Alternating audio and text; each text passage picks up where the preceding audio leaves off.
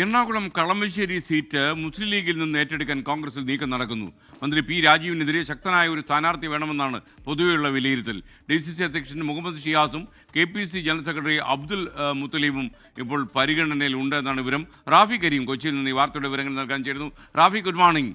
യഥാർത്ഥത്തിൽ കളമശ്ശേരിയിൽ പി രാജീവ് വളരെ സ്ട്രോങ് ആയിട്ടുള്ള കാൻഡിഡേറ്റ് ആണ് എന്ന് പാർട്ടിക്കാർക്കെല്ലാം അറിയാം. അപ്പോൾ അദ്ദേഹത്തിനെ കൗണ്ടർ ചെയ്യാനുള്ള നീക്കമാണോ ഇത്? തീർച്ചയായും കളമശ്ശേരി മണ്ഡലത്തിൽ ഇതുവരെ മത്സരിച്ചത് മുസ്ലിം ലീഗിന്റെ സ്ഥാനാർത്ഥികളായിരുന്നു. കഴിഞ്ഞ തവണ മുസ്ലിം ലീഗ് സ്ഥാനാർത്ഥിയെ തോൽപ്പിച്ചാണ് പി രാജീവ് മന്ത്രിയായി എത്തിയത്.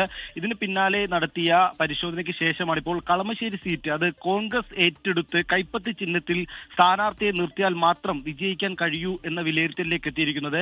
പി രാജീവിനെതിരെ ശക്തനായ ഒരു കോൺഗ്രസ് സ്ഥാനാർത്ഥിയെ മണ്ഡലത്തിൽ നിർത്തി സീറ്റ് നഷ്ടപ്പെടുത്താതെ കോൺഗ്രസിന് വിജയം നേടാൻ കഴിയുക എന്നുള്ളതാണ് ഇപ്പോൾ ലക്ഷ്യവെക്കുന്നത്. അതിന്റെ അടിസ്ഥാനത്തിലാണ് മുസ്ലിം ലീഗിൽ നിന്ന് കളമശ്ശേരി സീറ്റ് കോൺഗ്രസ് ഏറ്റെടുക്കാനുള്ള ഒരു നീക്കം നടത്തുന്നത്. ഇതുമായി ബന്ധപ്പെട്ട് സംസ്ഥാന നേതൃത്വം മുസ്ലിം ലീഗിന്റെ സംസ്ഥാന നേതൃത്വവുമായി ചർച്ച നടത്തും എന്നുള്ളതാണ് നിലവിൽ മനസ്സിലാക്കാൻ കഴിയുന്നത്. കളമശ്ശേരി സീറ്റിന് പകരം എറണാകുളം ജില്ലയിലെ തന്നെ കൊച്ചി സീറ്റ് മുസ്ലിം ലീഗിന് നൽകുക എന്നുള്ളതാണ് നിലവിൽ പരിഗണിക്കുന്നത്. അങ്ങനെയെങ്കിൽ വച്ചുമാറൽ നടത്തി കളമശ്ശേരിയിൽ കോൺഗ്രസിന്റെ ഒരു ശക്തനായ നേതാവിനെ സ്ഥാനാർത്ഥിയായി കൊണ്ടുവരിക എന്നുള്ളതാണ് നിലവിൽ പരിഗണിക്കുന്നത്. അങ്ങനെ സ്ഥാനാർത്ഥി പട്ടികയിലേക്ക് എത്തുമ്പോഴാണ് DCC പ്രസിഡന്റ് മുഹമ്മദ് ഷിയാസിന്റെ പേരും ഒപ്പം തന്നെ KPCC ജനറൽ സെക്രട്ടറി അബ്ദുൽ മുത്തലീബിന്റെ പേരും ഇവിടെ പരിഗണിക്കുന്നത്. കളമശ്ശേരി സീറ്റിൽ മുസ്ലിം ലീഗ് സ്ഥാനാർത്ഥികൾ മത്സരിക്കുന്നതിന് മുൻപ് അത് A ഗ്രൂപ്പിന്റെ സീറ്റായിരുന്നു. അങ്ങനെ വരുമ്പോഴാണ് A ഗ്രൂപ്പിന്റെ നേതാവ് എന്ന നിലയിൽ അബ്ദുൽ മുത്തലീബ് KPCC ജനറൽ സെക്രട്ടറിയാണ്, ആലുവ സ്വദേശിയുമാണ്. അപ്പോൾ അബ്ദുൽ മുത്തലീബിനെയോ അല്ലെങ്കിൽ കളമശ്ശേരിയിൽ DCC പ്രസിഡന്റ് മുഹമ്മദ് ഷിയാസിനെയോ പരിഗണിക്കണം എന്നുള്ളതാണ് കോൺഗ്രസ് നേതൃത്വത്തിന് മുന്നിലുള്ള ആവശ്യം.